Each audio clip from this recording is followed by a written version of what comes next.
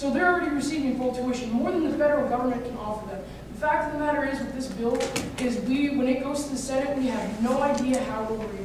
We have no idea what it entails. Time is not of the essence yet because of the way the GLC directives can be brought up on emergency and at a moment's notice. The fact of the matter is we shouldn't be hasty in making this decision. HR 221 is great. Absolutely. I support Pell Grants. I support direct lending.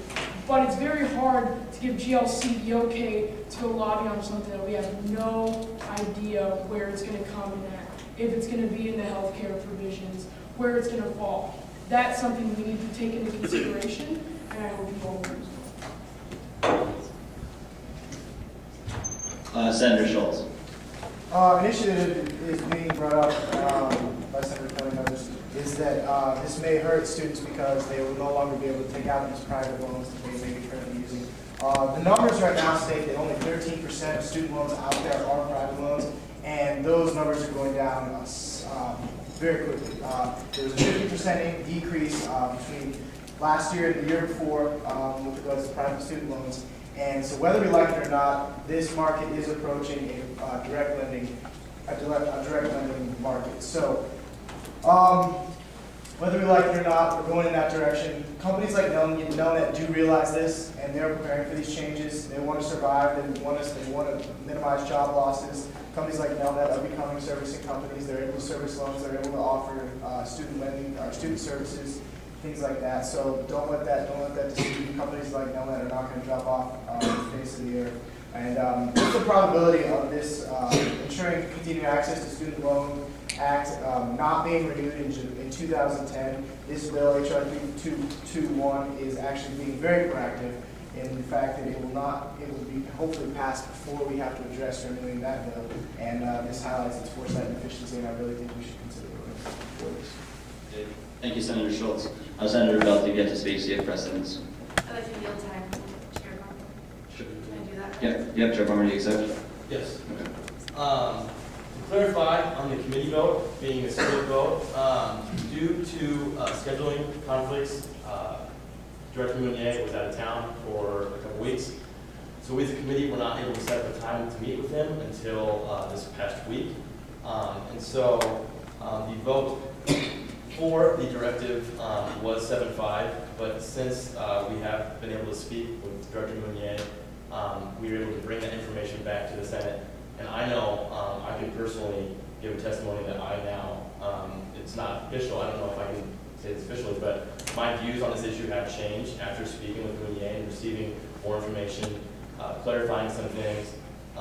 And I know that there have been two. So the unofficial vote after speaking with Mounier, getting this new information, would essentially be 9-5, or 9-3. Like I said, that was done after our official vote, and like I said, that was due to scheduling conflicts with Director Mounier's office. External Vice President Cook brought this up earlier. I think it's a vital thing to be talked about is that if this doesn't pass, we as a committee can do nothing. We cannot, we cannot lobby these national delegates within the Senate who have both come out against this any kind of concurrent Senate bill at all.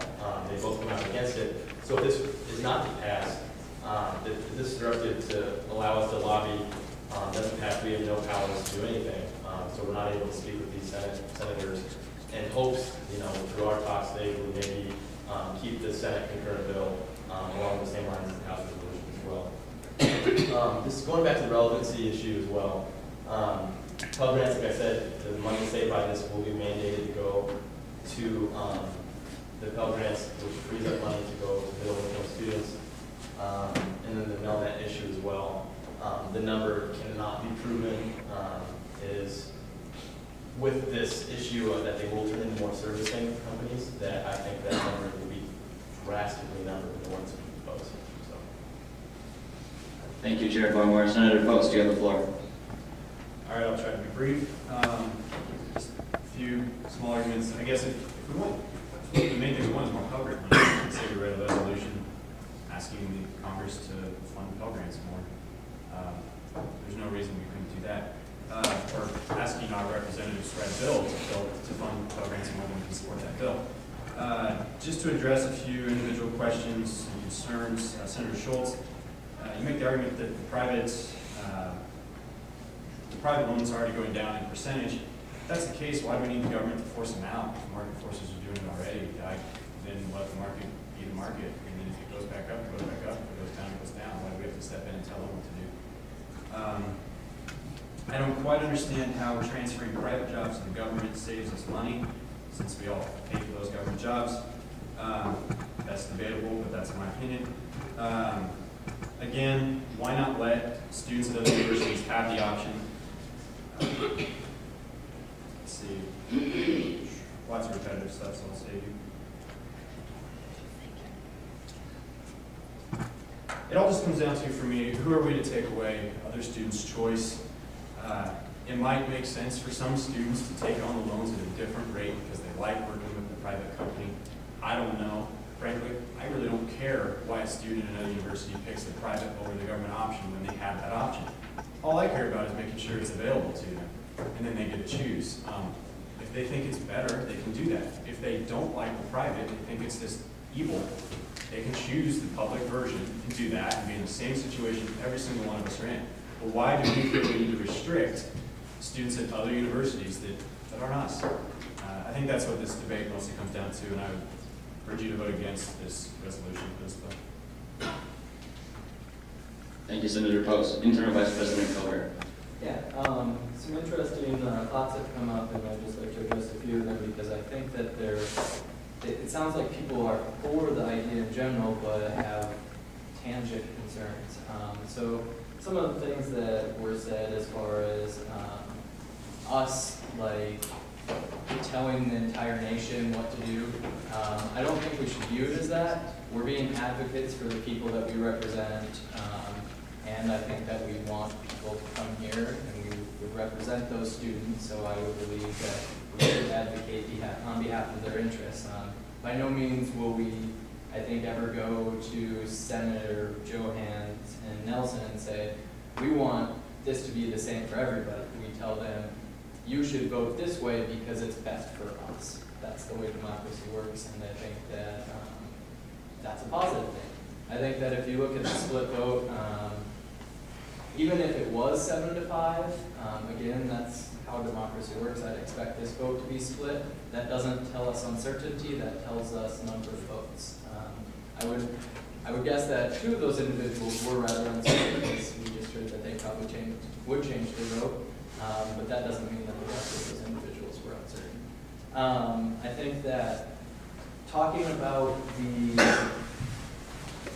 how necessary it is to do this at this moment is kind of irrelevant. I think that it's a great thing to say we support HR 3221 and we should promote that to Senator Nelson's and Johans because that's what we support. We want them to do the same thing.